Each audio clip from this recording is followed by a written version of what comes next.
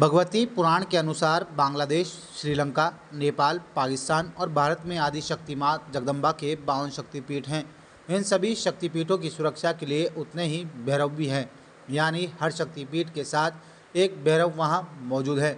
जगतपिता ब्रह्मा की नगरी पुष्कर में शक्ति स्वरूपा माँ दुर्गा का 27वां शक्तिपीठ है, जहाँ माता शक्ति और गायत्री के रूप में विराजमान है।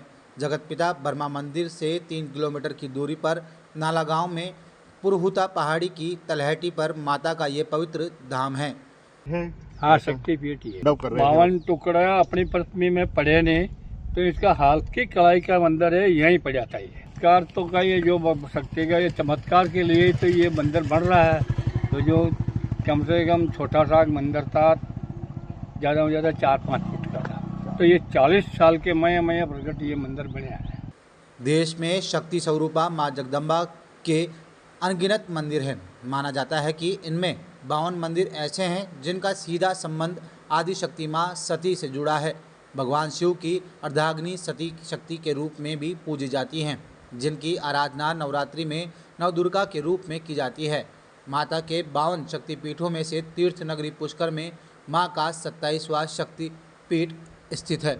चलिए आपको श्री राजेश्वरी पुरहुता मणिवेदिक शक्तिपीठ की महिला और कथा के बारे में बताते हैं। जय माँ जय माँ जय माँ। सर्व मंगल मांगल्ये शिवे सर्वार्थ साधिके शरण्ये त्र्यंबके गौरी नारायणी नमस्तुते।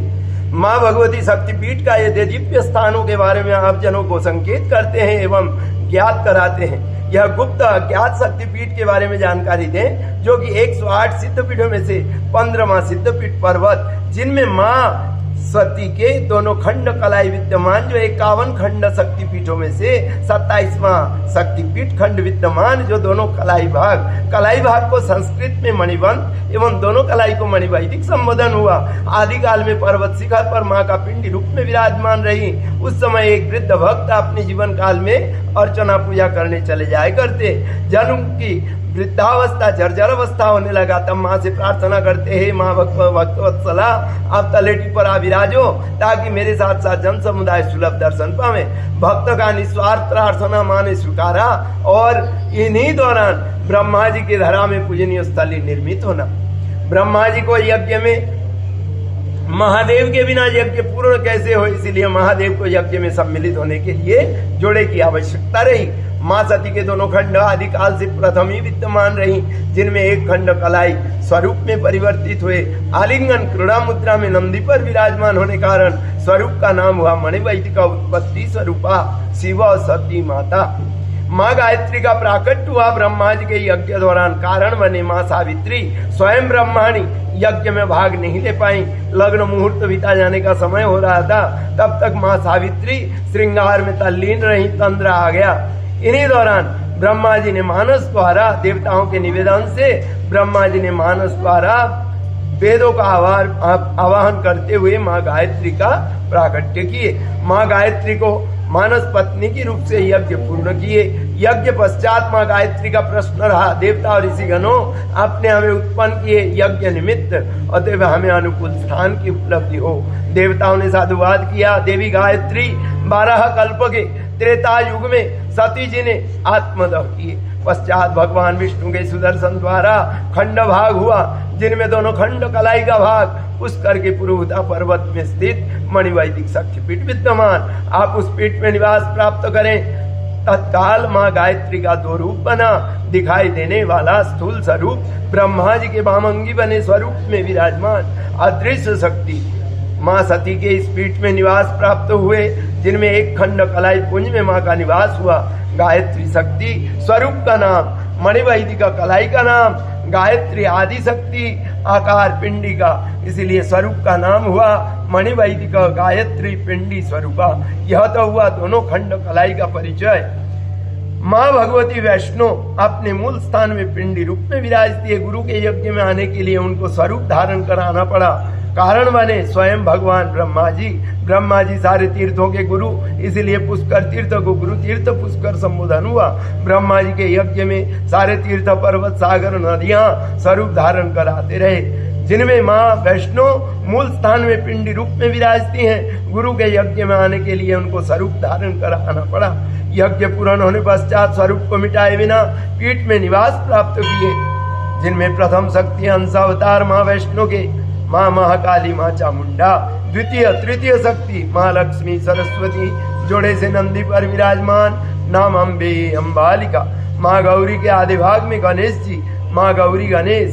शक्तिपीठ का नाम श्री राज राजेश्वरी पुरुहूता मणिवैदिक शक्तिपीठ। श्री राज राजेश्वरी शक्तिपीठ का संबोधन नाम, पुरुहूता पर्वत का नाम, मणिवैदिक कलाइयों का नाम, आदि शक्ति गायत्री, भैरव सर्वानंद। इस पीठ का भैरव सर्वानंद जो है नंदी वाहन मान्य है। आपने सुना ना होगा, समस्त पीठों में जो भैरव है स्वान वाहन ही अवस्थित भैरव, कुत्ते का वाहन हुआ करता भैरव का, परंतु पुष्कर के शक्तिपीठ में जो भैरव है वो नंदी वाहन कहलाता है।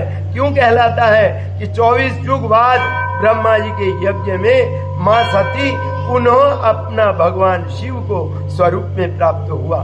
भगवान शिव को अपनी सती पुनः स्वरूप में प्राप्त होने के कारण इस पुष्कर धरा को उत्पत्ति का केंद्र माना गया। इस पुष्कर धरा को गुरु तीर्थ माना गया। इस पुष्कर धरा जो है अति पावन, अति विशेष, परंतु इस शक्तिपीठ आज भी गुप्त अज्ञात है। लौकिक नाम चामुंडा माता नाम से, क्योंकि चामुंडा माता नाम से यहाँ से लेकर आजमीर तक, पुष्कर के आजमीर तक, इन दायरे में 17 जगह चामुंडा नाम से दरबार, पूरे आजमीर क्षेत्र में 10 से 11 जगह। कभी राजा पृथ्वीराज चौहान हुआ करता, उनसे उनके समय एक होता रहा। आज उनके वंशजों ने व अन्य जाति वर्गों ने और भी 10 जगह बना के 10-11 जगह पूरे आजमीर क्षेत्र में हो गए। ऐसे ही पुष्कर तीर्थ में 5-6 जगह चामुंडा नाम से दरबार हो गए, इसलिए शक्तिपीठ हो गए गुप्त। पुराणों में वर्णित नाम मणिवैदिका कलाई का नाम प्रचार में नहीं। पुरुहूता पर्वत 108 सिद्धपीठों में से 15वां सिद्धपीठ प्रचार में नहीं। गायत्री इस पीठ की अधिष्ठात्री आदि शक्ति गायत्री प्रचार में नहीं, क्योंकि पुष्कर में 4 जगह गायत्री पूजे जाते हैं। ब्रह्मा जी के वामंगी बने हुए स्वरूप में माँ गायत्री, पाप मोचनी एकादशी माता, उनका नाम गायत्री नाम से माँ पूजे जाते हैं। एवं हरिद्वार के शांति कुंज का शाखा गायत्री परिवार का शाखा है यहाँ पर, वहां भी माँ गायत्री पूजे जाते हैं। ऐसे 4 जगह पुष्कर गायत्री पूजे जाने के कारण शक्तिपीठ गुप्त हो गए, इसीलिए शक्तिपीठ का प्रचार प्रसार नहीं। हम समस्त भक्त जनों तक माँ के यह गुप्त अज्ञात शक्तिपीठ का प्रचार पहुंचाना चाहते हैं, संकेत पहुंचाना चाहते हैं। जगत जननी सब जनों के लिए मंगलमय हो। जो भी माँ के चौखट तक पहुँचे अपने मनोरथ रखें, अवश्य उनके मनोरथ पूर्ण हो। माँ से प्रार्थना करता हूँ, माँ जल्दी उनकी मनोरथ पूर्ण करें।